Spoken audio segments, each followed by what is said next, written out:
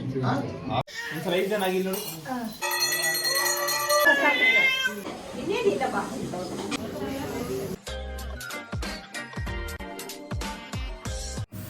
Hi ಎಲ್ಲರಿಗೂ ನಮಸ್ಕಾರ, welcome back to my YouTube channel Tiny Tales Kannada vlogs.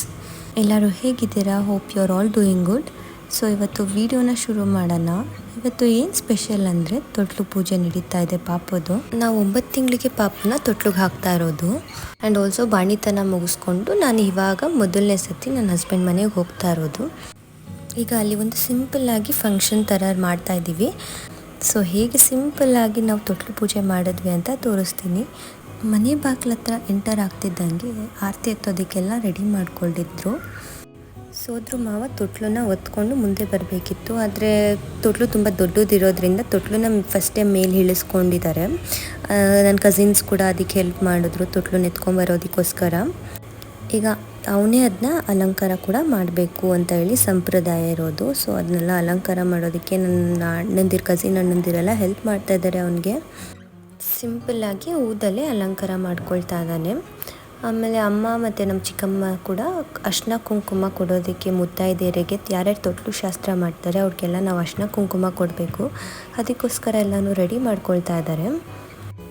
5 ಜನ ಮುತ್ತೈದೆಯರು ತೊಟ್ಲು ಪೂಜೆ ಮಾಡಬೇಕು. ಅವ್ರಿಗೆ ಒಂದು ತಟ್ಟೆ, ಅದರಲ್ಲಿ 5 ಕಜ್ಜಾಯ, ಅರ್ಶಿನ ಕುಂಕುಮ, ಬಾಳೆಹಣ್ಣು, ಹೂವು, ಎಲೆ ಅಡಿಕೆ ಇದನ್ನಿಷ್ಟು ಕೊಡಬೇಕು ತಟ್ಟೆಯಲ್ಲಿ ತುಂಬಿಸ್ಕೊಂಡು. ಆಮೇಲೆ ಗುಂಡ್ಕಲ್ನ ಕೂಡ ರೆಡಿ ಮಾಡ್ಕೊಳ್ತಾ ಇದ್ದಾರೆ. ಅದಕ್ಕೆ ಅರ್ಶಿನ ಕುಂಕುಮ ಎಲ್ಲ ಹಚ್ಚಿ ತೊಟ್ಲು ಮುಂದೆ ಏನೇನು ಇಡ್ತೀವಿ ಪೂಜೆ ಸಾಮಾನು ಎಲ್ಲನೂ ಕೂಡ ಅಮ್ಮನ ಮನೆಯಿಂದನೇ ರೆಡಿ ಮಾಡಿಕೊಂಡು ಬಂದಿದ್ದೀವಿ. ನನ್ನ ಪ್ರೀವಿಯಸ್ ತೊಟ್ಲು ಪೂಜೆ ಪ್ರಿಪ್ರೇಷನ್ ವೀಡಿಯೋದಲ್ಲಿ ಎಲ್ಲನೂ ಕೂಡ ಡೀಟೇಲಾಗಿ ಮೆನ್ಷನ್ ಮಾಡಿದ್ದೀನಿ. ಅದನ್ನ ಯಾರಾದರೂ ಚೆಕ್ಔಟ್ ಮಾಡಿಲ್ಲ ಅಂದರೆ ಪ್ಲೀಸ್ ಚೆಕ್ ಮಾಡಿ, ಎಲ್ಲ ಡೀಟೇಲಾಗಿ ತಿಳಿಸಿದ್ದೀನಿ. ಈಗ ಎಲ್ಲ ತೊಟ್ಲು ಪೂಜೆಗೆಲ್ಲ ರೆಡಿ ಮಾಡ್ಕೊಂಡಾಗಿದೆ. ಪಾಪುನ ಸೋದ್ರ ಮಾವ ಅಂದರೆ ನನ್ನ ತಮ್ಮ, ಅವನೇ ಮೊದಲನೇ ಪೂಜೆ ತೊಟ್ಲಿಗೆ ಮಾಡಬೇಕು. ಅದಕ್ಕೋಸ್ಕರ ಅವನಿಗೆ ವಿಭೂತಿ ಎಲ್ಲ ಹಚ್ತಿದ್ದಾರೆ. ಮೊದಲನೇದಾಗಿ ಧಾನ್ಯದ ಗಂಟನ್ನು ತೊಟ್ಟಲಿಗೆ ಕಟ್ಟಿ ಪೂಜೆನ ಶುರು ಮಾಡ್ತಾ ಇದ್ದಾನೆ.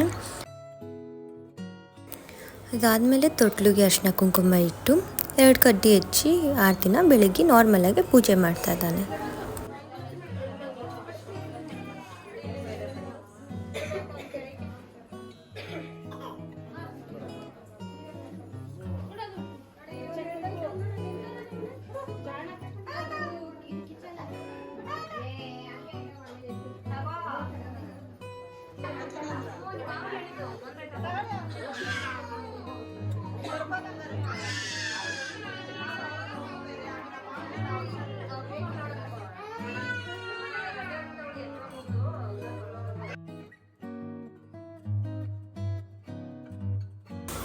ಮೊದಲನೇ ಪೂಜೆ ಪಾಪುವಿನ ಸೋದ್ರ ಮಾವಂದು ಆದಮೇಲೆ ಅಲ್ಲಿ ಬಂದಿರೋ ಯಾರಾದರೂ 5 ಜನ ಮುತ್ತೈದೆಯರು ಮಾಡಬೇಕು. ಅದಕ್ಕೋಸ್ಕರ ಮುತ್ತೈದೆಯರು ಕೂಡ ಪೂಜೆನ ಮಾಡ್ತಾ ಇದ್ದಾರೆ.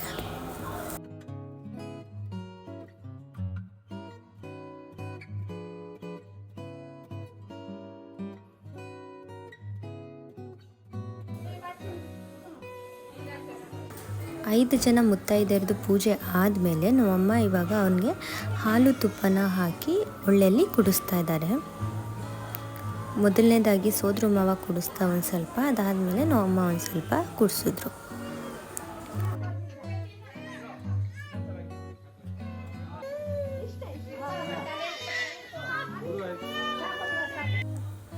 ಈಗ ಒಳ್ಳೆಯಲ್ಲಿ ಹಾಲು ಕುಡಿಸಿದ ಆದಮೇಲೆ 5 ಜನ ಮುತ್ತೈದೆಯರು ಯಾರು ಪೂಜೆ ಮಾಡಿದ್ರು ಅವರೇ ತೊಟ್ಲಿಗೆ ಮಗು ರೀತಿ ಗುಂಡುಕಲ್ಲನ್ನ ಮಲಗಿಸಿ ಕೆಳಗಡೆ ಇಡ್ತಾ ಇದ್ದಾರೆ. ಏನು ನಂಬಿಕೆ ಅಂದರೆ ಮಗು ಕೂಡ ಗುಂಡುಕಲ್ ಥರ ಇರಲಿ ಅಂತ ಹೇಳಿ, ಅಂದರೆ ಗಟ್ಟಿಯಾಗಿರಲಿ ಅಂತ ಹೇಳಿ ಗುಂಡುಕಲ್ಲನ್ನ ಮಗು ರೀತಿ ಮಲಗಿಸ್ತಾ ಇದ್ದಾರೆ ತೊಟ್ಲಿಗೆ.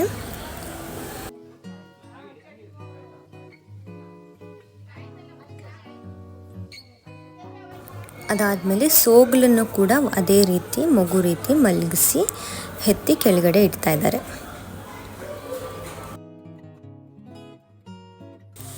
ಈಗ ಅಲ್ಲಿಗೆ ಬಂದಿರೋ ಮಕ್ಕಳನ್ನ ಕೂಡ ತೊಟ್ಲಲ್ಲಿ ಮಲಗಿಸಿ ಎಬ್ಬರಿಸ್ತಾ ಇದ್ದಾರೆ. ಏನಕ್ಕೆ ಅಂದರೆ ಆ ಮಕ್ಕಳುಗಳ ಥರನೇ ನಮ್ಮ ಮಗು ಕೂಡ ಆರೋಗ್ಯವಾಗಿ ಅಥವಾ ಖುಷಿಯಾಗಿ ಲವಲವಿಕೆಯಾಗಿರಲಿ ಅಂತ ಹೇಳಿ ಆ ರೀತಿ ಮಾಡ್ತಾ ಇದ್ದಾರೆ.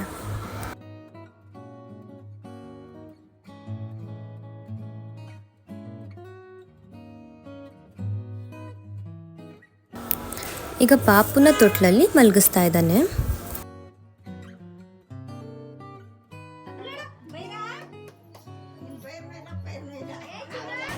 ಈಗ ಯಾರ್ಯಾರು ಪೂಜೆ ಮಾಡಿದ್ರು ಆ ಮುತ್ತೈದೆಯರೇ ತೊಟ್ಲನ್ನ ತೂಗ್ತಾ ಇದ್ದಾರೆ.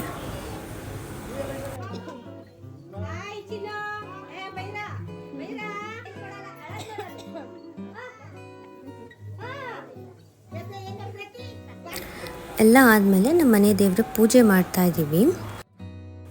ನಮ್ಮ ಮನೆ ದೇವರು ಅಂದಾನಿ ಭೈರವ.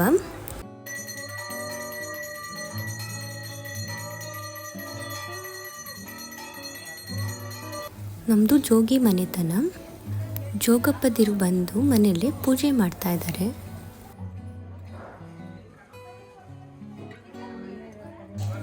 ಪೂಜೆ ಆದಮೇಲೆ ಪಾಪುಗೆ ಪಂಚಮುಡಿ ಕೊಡ್ತಾ ಇದ್ದೀವಿ ಮನೆ ದೇವರಿಗೆ.